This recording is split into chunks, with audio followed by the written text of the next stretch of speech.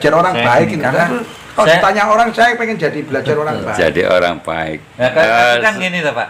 Gini Pak, sekarang ini kita ini kan kalau melihat generasi muda sekarang ini rasa unggah-ungguh atau posironya itu kan tidak ada, selaksa hilang nih sekarang ini. Kalau menurut panjenengan gimana itu Pak?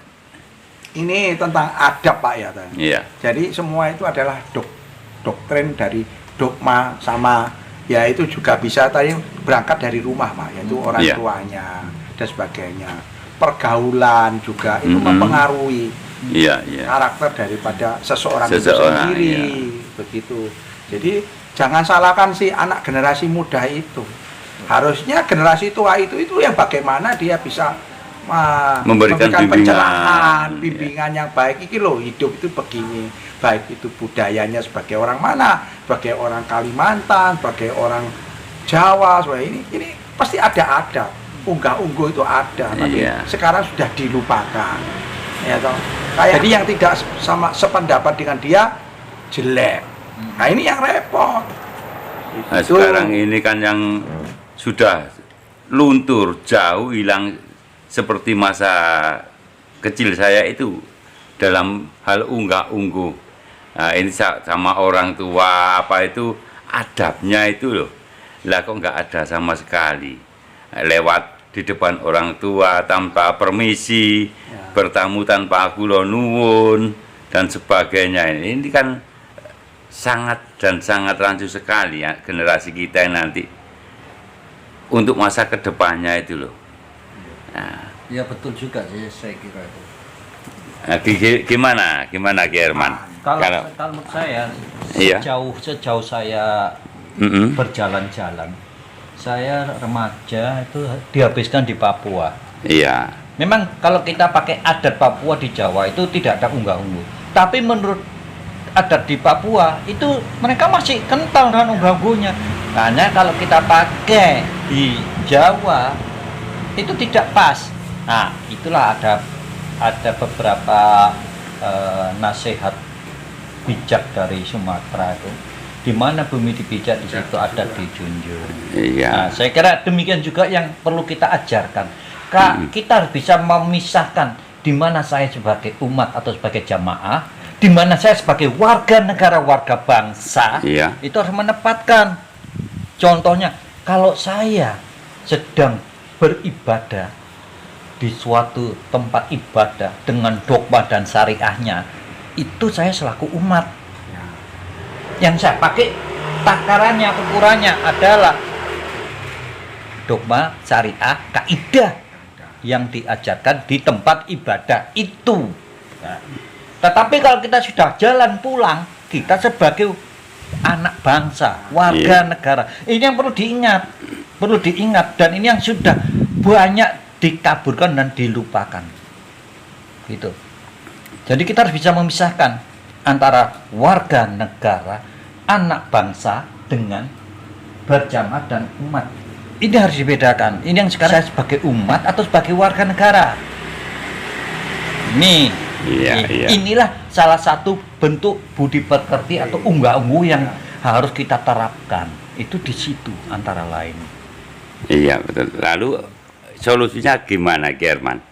Menurut saya sebenarnya sudah baik dulu yang kalau kita mungkin masa tahun 80, 70 kita belajar pendidikan moral Pancasila, ya PMP, terus diterapkan dengan Eka Prasetya Pancakarsa, itu bagus. Itu ada tuntunannya. Yang pertama 36 butir, terus jadi berkembang. Itu butir sila pertama berapa butir, dijelaskan di situ. Itu tuntunan. Jadi tidak selamanya peninggalan suatu orde pemerintahan yang masa lalu itu tidak baik. Saya tidak melihat siapa dan apa saja, tapi apa yang ditinggalkan untuk kita sebagai bangsa, sebagai negara yang punya adab. Nah, makanya disebut sila keduanya kemanusiaan yang adil dan beradab. Itu dia. Itu kita pegang. Dan sekarang coba kita lihat ormas-ormas yang baru. Apakah pernah dicantumkan landasan ideologinya apa? Tidak pernah ada. Ayo, partai politik mana? Tidak pernah ada. Itu penting karena itu suatu ideologi di mana kita bersama-sama hidup rukun, mempunyai keinginan bersama-sama, tujuan bersama-sama, menjalankan bersama-sama. Itulah ideologi. Iya, iya, betul. Jangan disebut ideologi, kata dasarnya dari ide. Nah, gitu ya. Mohon maaf loh, aku diajari Pak Joko. Kudu anu logisnya itu loh, Iya. logos itu dasarnya logis itu logos, ilmu pengetahuan. Jadi sedikit harus berfilsafat lah gitu. Saya mencoba gitu loh, menyadarkan. Ayolah kita balik, ayo balik. Makanya carut-marutnya negara sekarang ini karena apa? Kita tidak berideologi lagi. Ingat loh, Mojopahit hancurnya karena tidak punya ideologi. Salah satunya. Padahal emputan tular, empu sendok, sota soma dalam buku itu jelas ada. Bhinneka Tunggal Ika itu ada. Bahkan sari-sarinya dari Pancasila itu ada. Pancabakti. Majapahit itu tidak ada ideologinya ya. Ideologinya tidak ada. Mana ideologinya apa dia sebutkan? Tidak ada kerajaan. Makanya gampang dipecah belah. Tidak benar. Diadu domba. Diadu domba. Katanya dulu itu Mojopahit itu sudah mengenal Pancasila. Nah, itu bukan ideologi. Kalau ideologi saya katakan dari ide, ya, yang bersama-sama kita terapkan, kita lakukan bersama, ya, kita sepakati bersama, sehingga arah kerajaan. Nah, ini kerajaan loh ya, Iya, kemana? Itu bersama-sama. Kan dulu bukan. Ada tertulis, tapi raja menentukan. Ya, itu kan kerajaan loh ya. Kerajaan. Absolut. Raja itu absolut. Jadi apa aturannya raja, bukan aturan Sendikat dawuh Kanjeng. Lah, jadi runtuhnya kerajaan Mojopahit itu karena tidak punya ideologi. Ya. Salah satu dasar pokok. Iya. Kita Indonesia sekarang ini akan mengarah ke sana kalau kita tidak baik-baik berideologi. Ya ini kita Pancasilanya kan juga bagus kita. Iya. Pancasilanya kan tanpa Pancasila kita hancur. Hancur. Itulah ideologi. Iya. Jadi Pancasila itu sungguh sangat sakral sekali, Pak Joko ya. Sebagai way of life ya. Way of Kehidupan. life. Apa? Jadi untuk kebersamaan, persatuan itu ada di Pancasila semua. Iya. Di situ. Nah, sebetulnya kalau kita mau tentang adab generasi itu perlunya adanya edukasi dari para pemuka, ya budayawan, orang itu harus karena apa selama ini kan budaya hanya mementingkan dalam satu organisasi saja. Iya, betul. Tidak pernah mengedukasi gimana generasi itu mencintai budayanya itu bagaimana. Itu harus diberikan suatu metode ya, patokan ya, caranya supaya bagaimana, entah itu dengan tari-tarian, dengan dunia perkerisan, dengan ya macam yang menyangkut kasana budaya bangsa kita tentang adab asor, sehingga dia bisa menghargai orang tuanya. Nah, sekarang anak sekarang agamanya oke, tapi gimana?